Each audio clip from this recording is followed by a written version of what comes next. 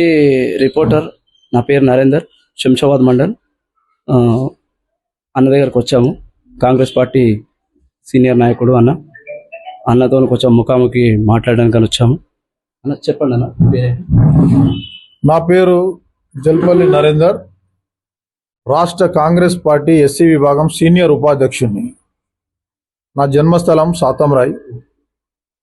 నేను విద్యాభ్యాసం సాతంరాయ్లో నాకు 2వ తరగతి వరకు ఇక్కడనే విద్యాభ్యాసం జరిగింది. ఆ తర్వాత నా ప్రైమరీ అంతా శంషాబాద్లోనే నా విద్యాభ్యాసం ఉన్నత పాఠశాలలో జరిగింది. ఆ తర్వాత నేను అంబేద్కర్ ఓపెన్ యూనివర్సిటీలో BA పట్టా పుచ్చుకున్నా. కాంగ్రెస్ పార్టీలో క్రియాశీలకంగా ఒక 31 సంవత్సరం 1991లో నేను INTUC Indian national trade union Congress labour union లీడర్గా ప్రస్థానం మొదలైంది. NSUI స్టూడెంట్ విభాగానికి కూడా ప్రాతినిధ్యం వహించిన, యూత్ కాంగ్రెస్ చేసిన, SCCL శంషాబాద్ మండల్ చేసిన, కాంగ్రెస్ పార్టీలో ఎంపీటీసీగా 2006లో చేసిన, 2011 వరకు. ఆ తర్వాత ఇప్పుడు సీనియర్ ఉపాధ్యక్షునిగా కాంగ్రెస్ పార్టీ పనిచేసిన. ఇంకేదైతే పార్టీ బాధ్యతలు అప్పచెప్పిందో ఎక్కడ కూడా ఏ రాష్ట్రం వెళ్ళినా కూడా మన భారతదేశంలో వివిధ రాష్ట్రాలలో అసెంబ్లీ ఎన్నికలకు వెళ్ళి ప్రతి ఒక్క అభ్యర్థిని కూడా ఇన్ఛార్జి ఉండి గెలిపించడం జరిగింది. మొన్న ఒక పూర్తిగా ఢిల్లీలో విఫలమైంది కాంగ్రెస్, వాస్తవం.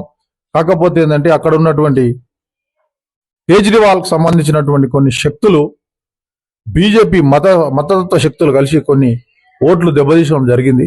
అక్కడ మేము విజయం సాధించలేకపోయినాం. మీరు శంషాబాద్కు అభివృద్ధి పనులలో ఇప్పుడు ఏం చేయబోతున్నారు? ఇప్పుడు కొంచెం మందికి ఇప్పుడు కరెంటు రావట్లేదు అంటున్నారు, కొంతమందికి సబ్సిడీ రావట్లేదు అంటున్నారు, గ్యాస్ రావట్లేదు అంటున్నారు. దాని మీద మీరు ఏం చేయబోతున్నారు సార్?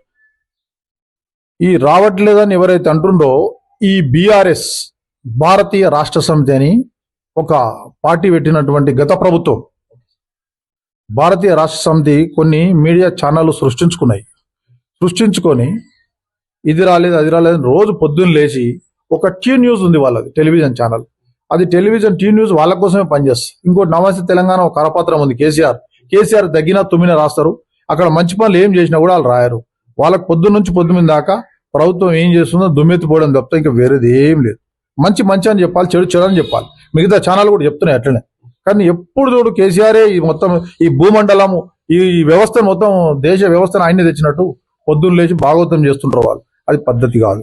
కాకపోతే మేము కాంగ్రెస్ పార్టీ అధికారంలోకి మొట్టమొదలు రాగానే సీఎం గారు గడిల పాలన ఏదైతే ఉన్నానో అక్కడ ఉన్నటువంటి బేగంపేట్ల సీఎం క్యాంప్ ఆఫీస్ను కూడా కూలగొట్టి ప్రజల వద్దకే పాలన అని చెప్పి ప్రజలందరి దగ్గర ఆర్జీలు స్వీకరించి 6 గ్యారంటీలలో ఇప్పుడు మేము దరిదాపుగా 4 నుంచి 5 గ్యారంటీలు పూర్తి చేసినాం. ఇదంతా ఖాళీ రూమర్ చేస్తున్నారు. నిజంగా కూడా వాస్తవంగా 50 లక్షల మందికి గృహజ్యోతి అందుతున్నది, 50 లక్షల మందికి గ్యాస్ సిలిండర్లు 500కే సిలిండర్ అందుతున్నది. ఇది ఆర్టీసీలో మహిళలు ప్రయాణం చేస్తారు, 1,50,00,000 పై చెలుకు మహిళలు ప్రయాణం చేస్తున్నారు. మహిళలు ప్రయాణం చేసినా మీరు దానికి వెక్కిరించినట్టే, హేళన చేసినట్టే మాట్లాడతారు. మరి మహిళలు ఈరోజు ఎంతమంది ప్రయాణం చేస్తారు? కావాలంటే నేను చెప్తున్నా KTRకు, హరీష్ రావుకు, మీరు బస్సులు ఎక్కండి, బస్సులు ఎక్కి ప్రతి ఒక్క మహిళను అడగండి, తెలుసుకోండి మహిళలు ఏ విధంగా సంతోషంగా ఉన్నారు, ఎంత ఉన్నారు. ఒక మహిళ వాళ్ళ అమ్మగారింటికి వెళ్ళాలంటే కూడా వాళ్ళ అత్తల ఇంట్లో వాళ్ళ ఇంట్లోనో వాళ్ళ సమన్వయం లోపించి డబ్బులు బస్ కిరాయి కూడా లేని పరిస్థితులు ఉన్నాయి. అటువంటిది ఈరోజు ఇక్కడ ఎక్కితే యాదగిరిగుట్ట, వేములవాడ, మొత్తం రాష్ట్ర వ్యాప్తంగా ఎక్కడైనా ఒక మహిళకు హాయిగా గుళ్ళు దర్శనం చేసుకుంటున్నారు, అమ్మగారి ఇళ్ళకి పోతున్నారు, వాళ్ళ బంధువుల ఇళ్ళకి పోతున్నారు. అంత పరిశుభ్రంగా మంచిగా నీట్గా జరుగుతుంది పని. కానీ రూమర్ చేస్తున్నది కాబట్టి మేము కూడా కాంగ్రెస్ పార్టీ చేసినవి నా కార్యకర్తలకు నేను కూడా చెప్తున్నా. నేను కూడా ఒక తోటి కార్యకర్తగా మనం చేసినవి చెప్పుకోగానే కొంచెం తప్పు పడుతున్నారు, మనం చెప్పాలి అని మా ఉద్దేశం.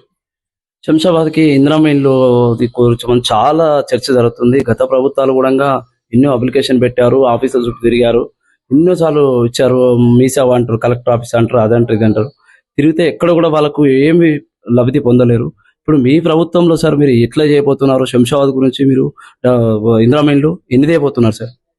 ఇందిరమ్మ కమిటీలు కూడా వేయడం జరిగింది. ఎవరైతే కార్యకర్తలు ఉంటారో గ్రామాన, మున్సిపాలిటీలో, వార్డులలో, నగరంలో, కార్పొరేషన్లలో, వార్డులలో ఏదైతే కష్టపడ్డ కార్యకర్తలు చుట్టుపక్కల ఉన్నటువంటి వాళ్ళ పరిస్థితులు తెలుసు కాబట్టి గౌరవ ముఖ్యమంత్రి గారు వాళ్ళ బస్తీలలో ఉన్న ఇందిరమ్మ కమిటీలు వేయాలి.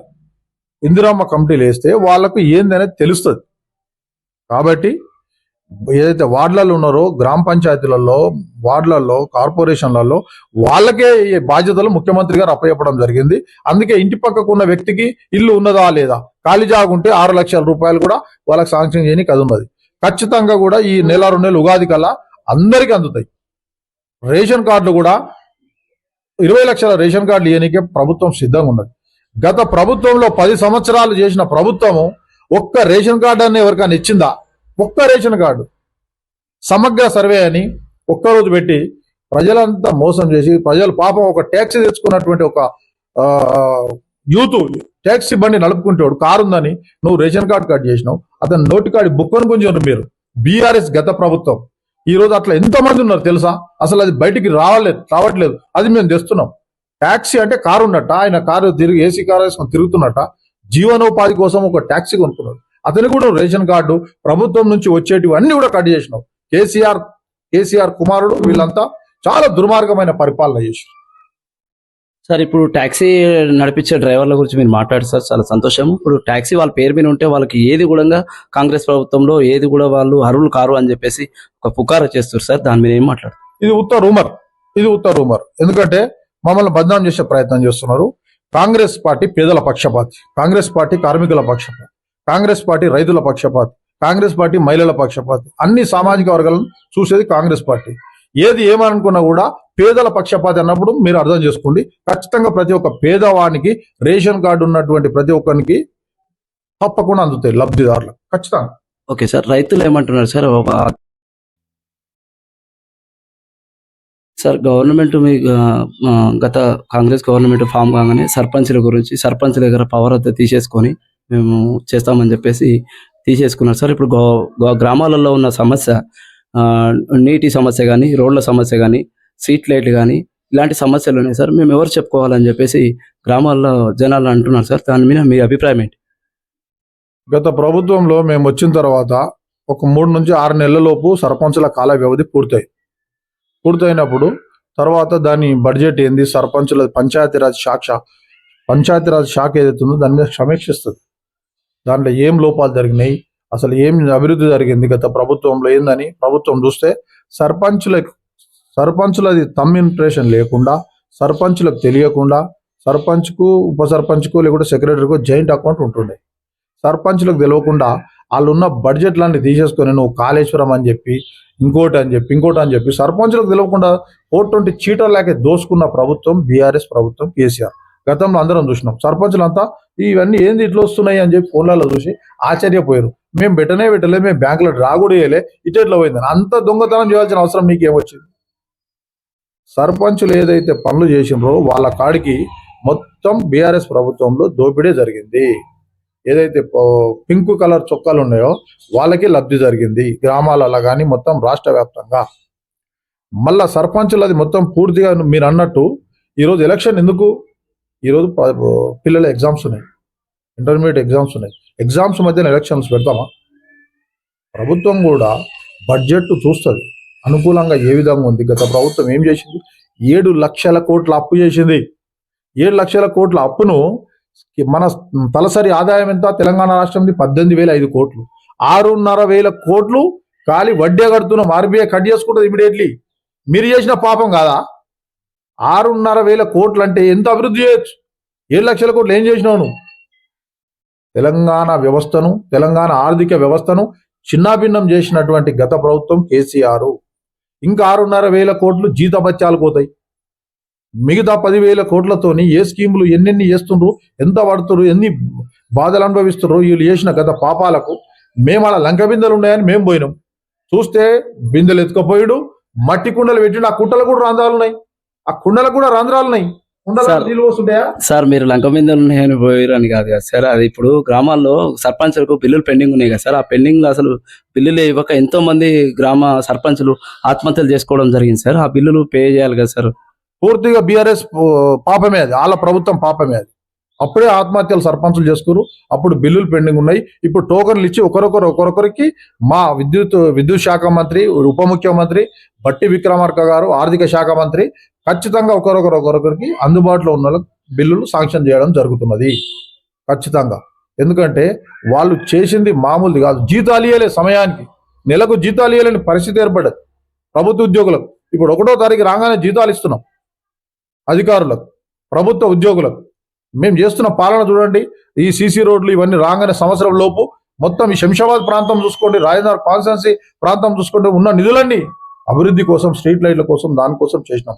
ఎక్కడెక్కడైతే ఎన్నికలు లేవో గ్రామ పంచాయత్ సెక్రటరీ ఉంటాడు, సెక్రటరీకి ఎంపీడీఓ ఉంటాడు. పరిపాలన విధానం కరెక్ట్గా ప్రజలకు అందుబాటులో ఉంటుంది, జరుగుతూనే ఉన్నది. ముందస్తు జాగ్రత్త, వేసవికాలం వస్తుంది, నీటి మీద దృష్టి పెట్టండి, బోర్లు రిపేర్ చేసుకోండి. ఇవన్నీ కూడా మేము ముందస్తు జాగ్రత్తలు అధికారులకు హెచ్చరించడం జరిగింది. మా ప్రియతమ ముఖ్యమంత్రి గారు అయితే ప్రత్యేకంగా నీటి ఎద్దడి రాకుండా చూసుకోమని అధికారులకు చెప్పడం జరిగింది. Okay sir, thank you. నా పేరు నరేందర్. నేను Shamshabad T20 news reporter, mandal రిపోర్టర్ని. మన సీనియర్ అన్నగారితో సంభాషణ జరిగింది ఇప్పటిదాకా. అన్న నమస్తే అన్న.